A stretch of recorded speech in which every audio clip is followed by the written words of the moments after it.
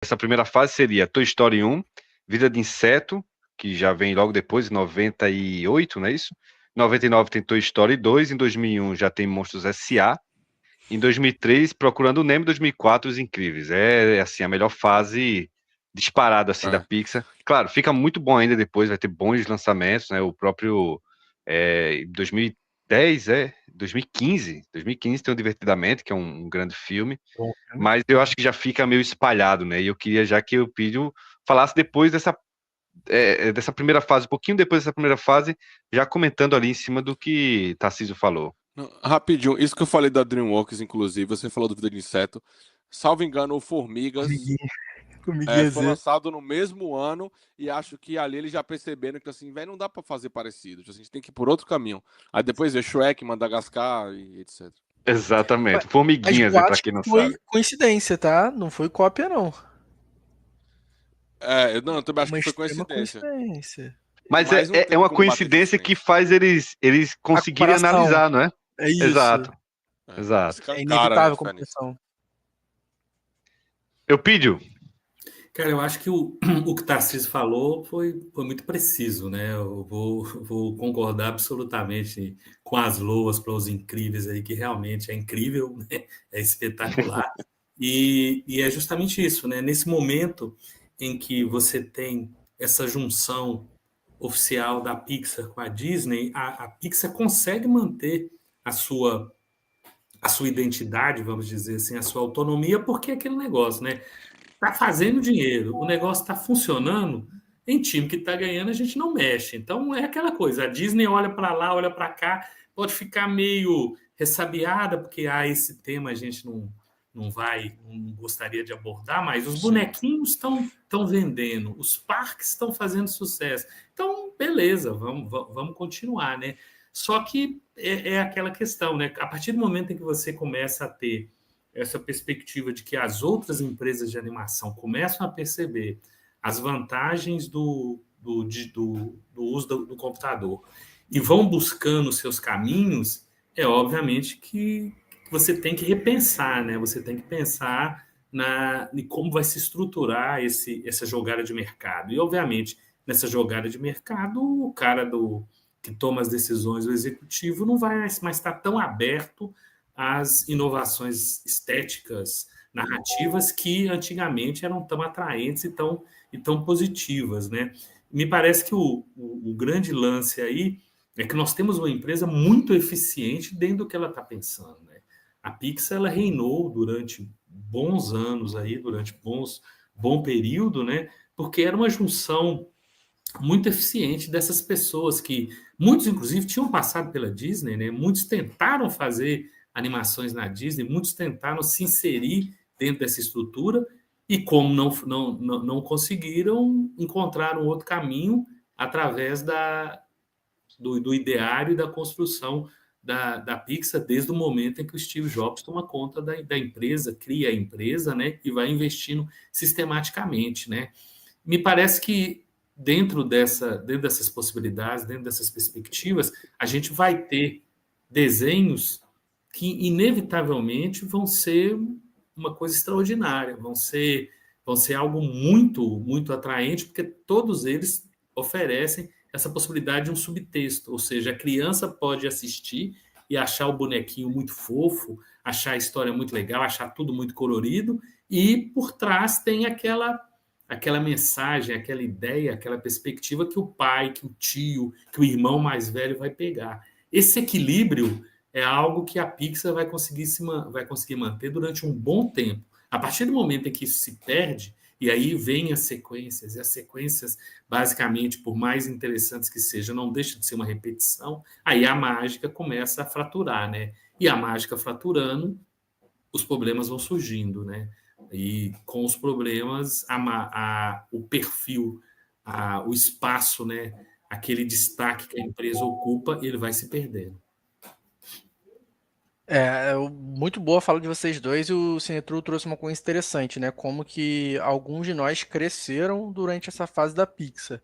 O Tarcísio é de 99, eu sou de 98. O Hugo já não se aplica, ele é de 82. Mas eu também muito essa questão. Eu peguei Procurando Nemo, é o meu filme favorito. Eu acho que eu expressei isso tanto nessa live como deixei isso muito claro no meu texto. E como que Toy Story 3 a gente está inserindo aqui dentro de uma fase em que a Pixar ainda está produzindo uma coisa muito boa, o próprio Toy Story 3 ele serve de uma maneira como uma despedida, né? Porque dentro da sua temática tem esse. Não seria nenhum subtexto, mas tem esse elemento de, de passagem de geração, né? O próprio Andy ele não se torna mais o personagem, ele não é mais o dono dos brinquedos, ele tem que entregar os brinquedos para menina lá, que eu não lembro qual é o filme, qual é o nome, no final de Toy Story 3. Como se a Pixar também tivesse percebendo que o público dela é outro e também tem que ter alguma forma para passar para essa nova geração. Porque todos os filmes que vêm depois, eles vêm com uma pegada diferente em diversos aspectos. Lógico, acompanhando, entre aspas, uma linha evolutiva do próprio cinema e do próprio mercado, mas também desse entendimento que o público é outro. Tanto que quando o Toy Story chega, o terceiro, ele já chega muito mais similar aos Toy Stories anteriores, porque sabia que tinha um público que ia assistir esse terceiro filme, do que quando a gente compara com filmes que foram lançados ali mais ou menos no mesmo tempo. Eu acho que o Ratatouille ou o Wall-E é o mais próximo do... O Up seria já um filme muito diferente do Up, o Toy Story 3. E assim, e depois de Toy Story 3, assim como o cinema morreu, a Pixar deu as mãos e parece que decidiu ir junto, né? Utilizei essa linguagem justamente porque o Cine True tá aqui, mas a Pixar deu as mãos. Eu acho que essa questão da aquisição pela Disney com uma intervenção criativa mais forte gerou uma regressão absurda nos filmes, de fato uma regressão. Eu acho que a Disney, como eu falei, a Pixar elevou em muito o patamar das animações da Disney. Quando eu comparei, por exemplo, com vou trazer novos filmes com Bambi, Dama e Vagabundo, Rei Leão, por mais que você goste desses filmes, eu acho que a Pixar elevou muito o patamar, eu acho que elevou demais. Ou é um caso particular que eu acho o Rei Leão ruim, mas Dama e Vagabundo para mim da Disney talvez seja o que eu acho mais interessante. Bambi eu gosto, mas eu acho que não tinha ainda uma animação como Procurando Nemo, não tinha uma animação como Toy Story 3. Lógico, se a gente for olhar toda a história da Disney, a gente vai ter bons exemplares. Mas eu acho como uma fórmula em que o sucesso era garantido, como a gente mencionou, uma fase da Pixar de 7 filmes e os 7 serem muito bons, a Disney nunca teve isso. Até por uma consciência de mercado maior, uma consciência de público. E aí vão surgir filmes, por exemplo, como Divertidamente, que o Pediu falou, é coloridinho, tudo e tal, porque é uma geração que já precisa de estímulos visuais mais diretos, estímulos vão ser filmes com ritmos totalmente diferentes, e quando chega lá em 2018, 2019, com a questão do streaming, vão ser filmes que vão sofrer todas essas mudanças de paradigma que o cinema sofreu. A animação também, a animação não vai escapar disso, ainda mais que a gente está falando de um público infantil que é o que mais sofre com essas mudanças de paradigma. E é aquela ideia do TikTok. Como que a gente vai trazer a galera do TikTok para assistir filmes? Porque por mais que eu enxergue a animação para muito além de um filme infantil, por uma perspectiva de mercado, ela é extremamente dependente desse público infantil. Acho que isso aí todo mundo concorda. Então, eu acho que é justamente talvez nessa passagem geracional e nessa intervenção criativa da Disney, duas coisas que acabam acontecendo ao mesmo tempo e acabam perdendo a sua qualidade. Talvez não fosse algo tão evidente, tão marcante essa quebra de lógica, essa quebra de qualidade, essa quebra de padrão, acho que é a melhor palavra, não seria tão grande se a gente não tivesse esses dois fenômenos acontecendo ao mesmo tempo. E aí a gente chega em 2025 com a Disney, já não é nem mais referência de qualidade dentro do mainstream. Lógico, as críticas à Disney vêm de origens completamente diferentes, vêm por questões também político-ideológicas, mas não existe mais aquela unanimidade da Disney quanto padrão de qualidade. Então, isso também contribuiu para a queda de qualidade nas animações, ainda que tenham lançado coisas interessantes como o primeiro Divertidamente, o Soul, e de resto eu acho que não seja nenhuma foi considerada assim tão boa. Eu acho que o Dois Irmãos, por ter sido lançado para o streaming, também não atendeu a uma expectativa de qualidade Pixar, uma produção feita muito mais rápido, uma animação de qualidade também muito mais simples, né? e recentemente Tão Divertidamente 2, extremamente criticado, e é o que está seguindo como uma tendência dos filmes da Disney, Disney mesmo, sem pensar na produção dos estúdios Pixar. Eu achei muito interessante esse ponto que você trouxe da adaptação, né? Que eles fizeram para esse público mais novo. E me lembrou até outros exemplos, assim. Eu não sei se todo mundo aqui viu Os Incríveis 2, mas Os Incríveis 2 tem um novo grupo de super-heróis, né? E, tipo assim, é gritante essa adaptação. Porque o novo grupo de super-heróis, eles são, tipo assim, super coloridos. Eles têm formas que são menos humanoides. Porque, beleza, o Senhor Incrível, ele já é meio gigante, assim. A Mulher Elástica, ela é super magra, violeta. Ok, questões de realismo não são um ponto, mas esses super-heróis, eles são, tipo assim, discrepantemente menos humanos, sabe? Eles são extremamente coloridos. Você coloca ele no filme do lado dos Incríveis, é estranho, sabe? Nenhum deles é muito legal também, não é muito carismático. Mas, enfim, pode ser birra minha. Mas é fato que rola essa adaptação nessa questão visual para a nova geração, para essa questão do estímulo. E até quando você pega esses filmes principais da Pixar dessa primeira fase, são filmes que lidam com estruturas narrativas muito de um cinema consolidado naquele momento, e não necessariamente buscando essa adaptação. Vou citar aqui alguns exemplos.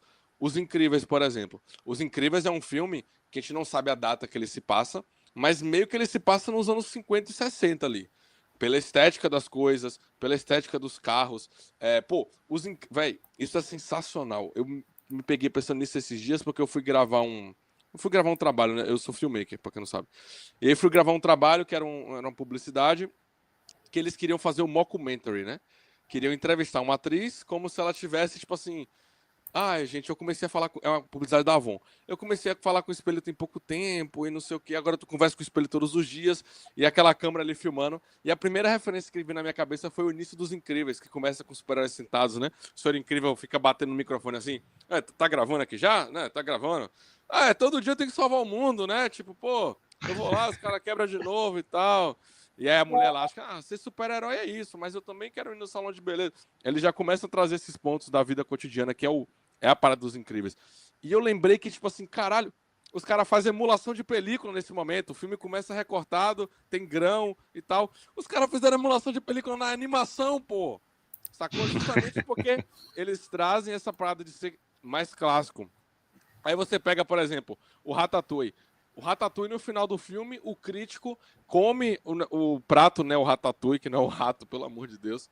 Ele come o prato, o Ratatouille, e vem uma memória dele da infância, da avó dele ou a mãe fazendo o prato, e ele fica emocionado. Então ele volta para a infância, para a nostalgia. Aí você pega, por exemplo, Toy Story 2. Pô, no Toy Story 2 tem um grande plot de que o vilão do filme é pai do Buzz Lightyear, que é referência ao Império Contra-Ataca. Sabe? Tem toda essa cena que é uma homenagem. Então você tá pegando aqui esses filmes que tem essas relações muito diretas com o passado. Você pega, por exemplo, o Pop Wood, né, o cowboy.